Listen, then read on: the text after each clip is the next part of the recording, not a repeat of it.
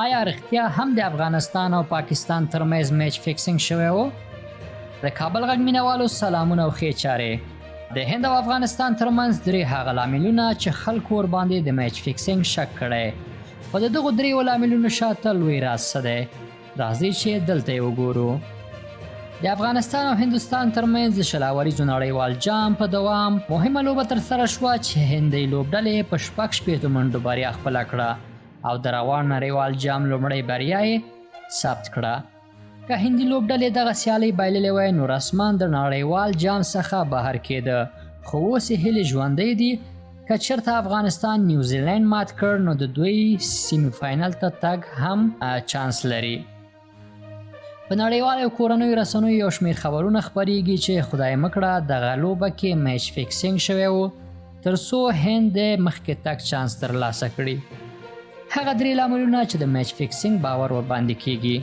افغانستان په چیسینګ کې یعنی د هدف په پوره کولو کې بد ریکارډ لري، نو ولې د ټاس ګټلو وروسته توپ اچونه انتخاب شوه؟ او دویم لامل مجيب الرحمن ولې د هند خلاف ونه لوبېده؟ د پچ ګټلو وروسته محمد نبي د کومنټیټر وړاندې ویرات کوهلي ته وویل چې توپ اچونه کوم. دغه درې لاملونه دي چې خلکو په د میچ فکسینګ باور کوو یا شک کوو. لومړی، هو افغانستان چیسینګ نشي کولای، خو هندوستان هغه لوبډله ده چې په چیس یا هدف ترلاسه کولو کې ریکارډ لري.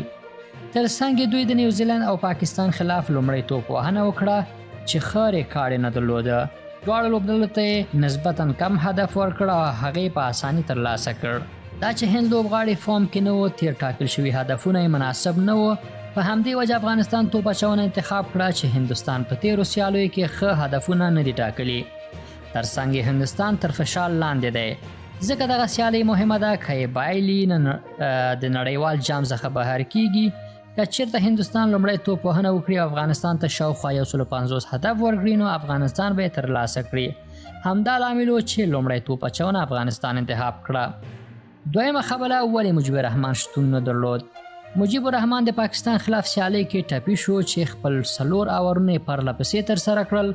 وروسته د لوبغاړي څخه بهر شو ځکه نوموړی د نیمیبیا خلاف سیالۍ کې هم شتون نه درلود. دریمه خبره، محمد نبي ولې د کومنټیټر وړاندې ویرات کوهلي ته ویل چې زه لومړی توپ اچونه کوم. کله چې یوه لوبه فکس کیږي هغه په ډیر مهارت سره فکس کیږي. کله چې محمد نبي ته د لوبغاړي شاوخوا 40 کامرې متوجه وي، د هغه په لاس کې نیولې میکروفون هم ډیر کوچنی غږ جذب کولی شي، نو آیا محمد نبي به ویرات کوهلي ته داسې خبره وکړي؟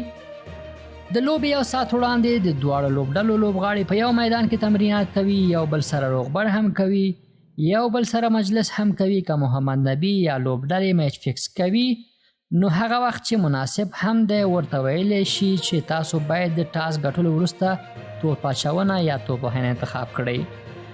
اصل کې د میچ فکسینګ خبرونه د پاکستان رسنیو راپورته کړل. دوی ممکن ویره لري که چېرته هند سیمی فاینل ته لار پیدا کړي نو پایلوبې کې به دوی ته ستونزې جوړولی شي.